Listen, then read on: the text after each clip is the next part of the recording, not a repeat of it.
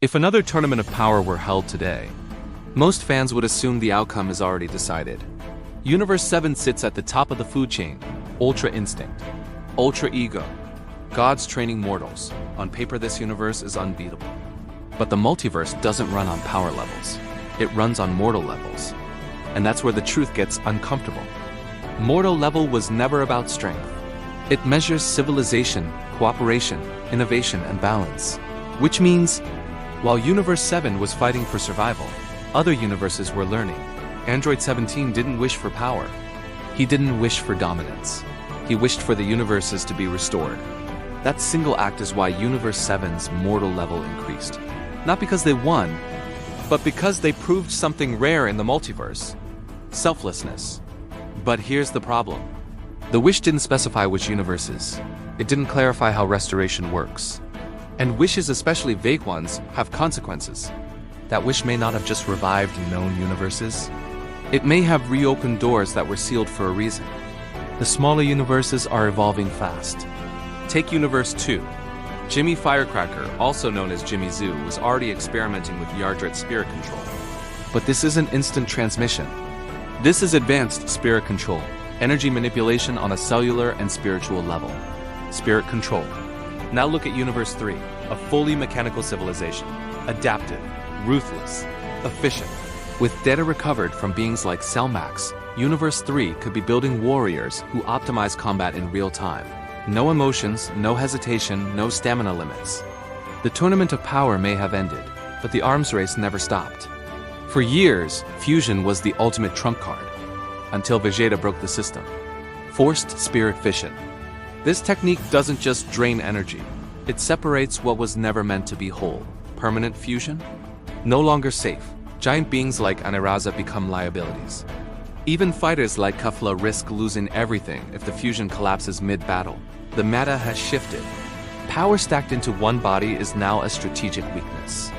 If any universe can rival Universe 7, it's Universe 6. Kaba and Caulifla are no longer rookies.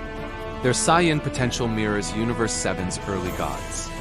Expect Divine Ki, expect Super Saiyan God, and then there's Kale, not just a berserker, not just raw rage, an evolving anomaly. If her power stabilizes, if her mind catches up to her strength, we finally get the clash fans have waited years for it. Kale versus Broly, a battle that could shake the multiverse itself. Then there's Hit, an assassin who doesn't fight for glory, only efficiency. Time skip was already broken. But now, Hit may be pushing beyond it. Imagine this, a micro-time rewind. Just a second. Just enough to pull an ally back before elimination. In a tournament where ring-outs mean death, that ability changes everything. Universe 11 is restructuring. Toppo is on the path to becoming a god of destruction. Which leaves a question no one is asking. What happens to Belmod before godhood? Belmod was a mortal fighter, a tactician, a strategist. A warrior who understands divine systems from the inside. Strip away his god role, and you may unleash a fighter capable of breaking divine barriers themselves. Universe 11 isn't losing power. It's redistributing it. Jiren has learned what Goku already knew. Power alone has limits.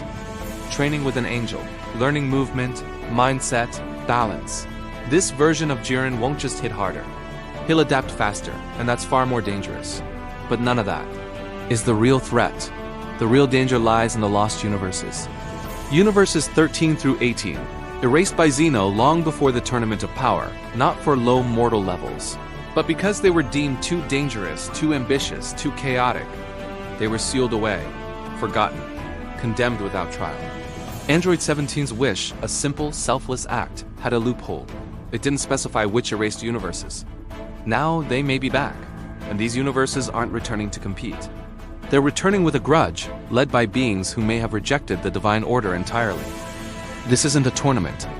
This is a rebellion against the Omni King himself. And that leaves Universe 7 with an impossible choice.